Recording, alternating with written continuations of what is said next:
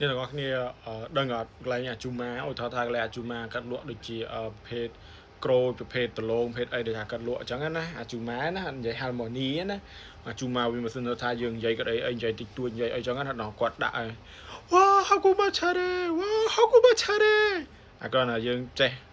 តែអញ្ញហាសេយោម៉ាត់ក៏អូហាគូបាឆារេខ្ញុំអត់យល់ចឹងនិយាយថាហាំងគុកឆារេហាំងគុកមកឆារេដឹងគាត់យកអាឡេទៅណាថាយើងឆារេយើងចេះតែ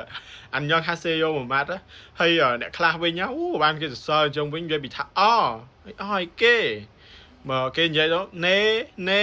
ណេរហូតហើយណេនឹងស្ដាប់បានអត់ខ្ញុំសុំសួរអញ្ចេះខ្ញុំវាឆ្ងល់អាពេលខ្លះគេសរសើរហ្នឹងគេបញ្ចោទេគេចង់យើងទិញរបស់គេច្រើនទេហើយកុំស៊ីជោគេពេកតែស៊ីជោគេពេកណាទិញរបស់គេអស់ច្រើនហ្មងដល់ពេលយើងគេថាហាងគុកមកឆារេទៀតហើយហ្នឹងហើយខ្ញុំចង់តែប្រាប់ប៉ុណ្្នឹងទេអូខេ